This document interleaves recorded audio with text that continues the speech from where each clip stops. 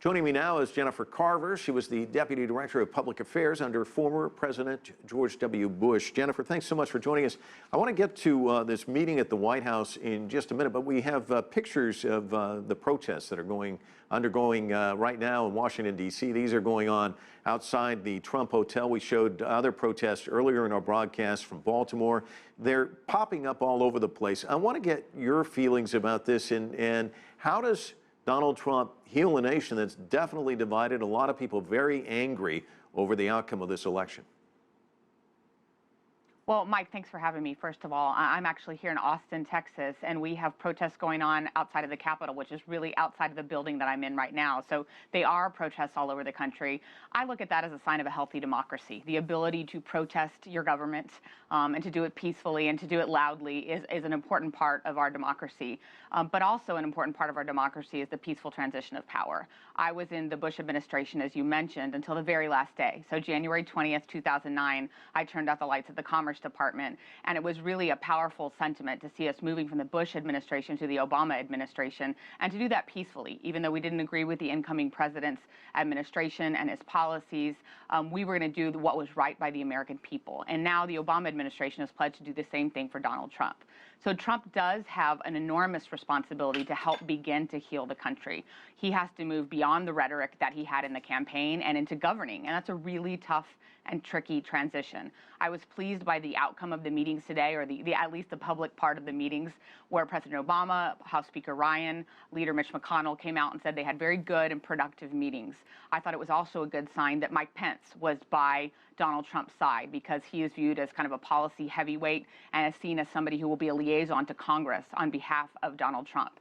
And so Donald Trump's going to have to prove that he's going to be different in governing than he was in campaigning. And so far what we see today was positive in my view. So are you seeing that? I mean, his comments about Hillary Clinton in his speech the other morning, and then what he had to say about President Obama, do you think he's setting kind of a graceful tone? But can that erase a year's worth of kind of the venom we've seen from a candidate?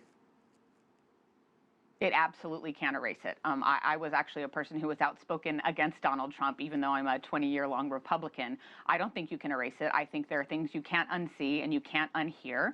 I think he has to strike not just a conciliatory tone, but the appointments that he makes, the people that he surrounds himself with, the first policies that he comes out of the gate with are going to be very important in setting that tone. I know a lot of people that are very hurt and very angry and very frustrated by the outcome of this election. And it's got to be more than words that heal those bridges and kind of bring people back together. It's got to be action. So he's got to not only set the right tone, but he has to say that not just that he wants to be the president for all Americans, he has to take actions that prove it.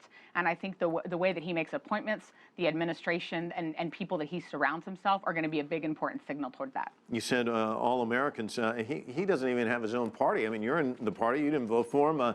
I was listing off the senators that he's insulted: Lindsey Graham, John McCain, Ted Cruz, Marco Rubio, Rand Paul, Jeff Flake. I mean, I can keep going, but we don't have enough time. How does he bring that party together? You know, it's interesting. I think if there had been a fracture between who won the Congress and who won the White House, it would have been different. The fact that it was a full red sweep of the entire nation, including picking up a number of governor seats, says that the Republican Party has strength, even if there is a divided sentiment in the party. It's always been a big tent. We tried to make it a big tent. I think that Donald Trump has to reach out to people. He has to tone down the rhetoric. He has to be willing to listen to the other side. He has to be able to set aside some of the divisive rhetoric and the sentiment that has made people feel unwanted. And he's got to reach out to people like me who don't currently feel like they're part of the Republican Party or the Democrat Party. I do think that there's a lot of people like me who really care about our country, who believe in public service first. And so there will be people that step up to work in his administration and to work in nonprofits and to work in the NGOs to make our communities better and perhaps start to heal some of this divide. I think it starts by listening to one another, which sounds trite. I know a lot of people are saying that. But when you look at that map that shows bright red United States and just blue on the fringes, you know we have a problem. And so we've got to figure out how we can communicate with one another a little more effectively. Well, Jenifer, if he does reach out to you, please get back and talk to us again. We'd love to talk to you at that time. Thanks so much for joining us from Austin, Texas. Appreciate it. Absolutely.